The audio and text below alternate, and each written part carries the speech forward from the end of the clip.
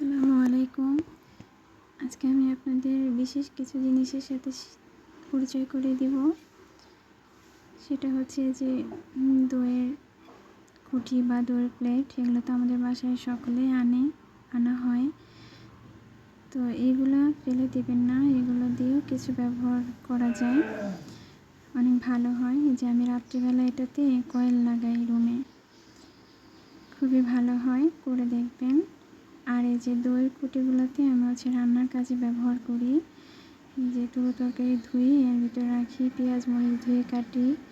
আসলে আমাদের রান্নার কাজে তো ছোটো ছোটো অনেক কিছুই লাগে, তো এগুলো আমাদের ফেলে দেওয়া জিনিসগুলো যদি আমরা ব্যবহার করি তাহলে অনেক ভালো হয়। যে দেখুন আমি তরকারি কেটে ধুয়ে রাখতেছি, আবার ধুতে হবে, একবার ধোয়া দিয়েছি। আবার ওই যে মরিচগুলো দেখুন আমি রাখতেছি, কাটবো, তাই ধোয়ার জন্য রেখে দিচ্ছি। এগুলো নিয়ে আসার পরে দই খাওয়া শেষ হলে ভালো করে ধুয়ে পরিষ্কার করে, যারা মাটির চুলায় রান্না করেন তারা মাটির চুলাতে 2-3 দিন ধরে আস্তে আস্তে তাপ দিয়ে পুড়িয়ে নেবেন। আর যারা গ্যাসের চুলায় করেন তারাও তাই করবেন, আস্তে আস্তে তাপ দিয়ে এটা একটু পুড়িয়ে নেবেন যাতে শক্ত হয়, ভেঙে না যায়। এগুলো ব্যবহার করা অনেক ভালো। আর এগুলোতে যারা ছোট ছোট মাছ ধোন তারাও ভালো খেচে মাছ ধুতে পারবেন। রান্নার কাজে তো আমাদের ছোটো ছোটো অনেক জিনিসই লাগে, তো আমরা যদি এগুলো ব্যবহার করি তাহলে দেখবেন অনেক উপকৃত হবেন।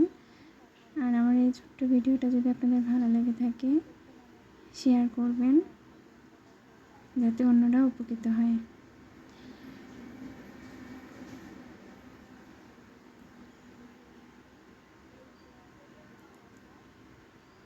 আমরা আমাদের বাসার সবাই টুকটাক এটাতে ব্যবহার করি, এগুলো ফেলে দেই না।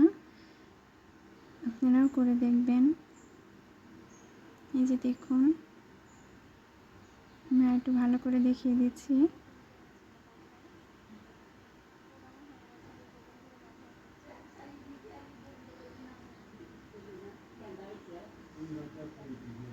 সবাই ভালো থাকবেন। আসসালামু আলাইকুম।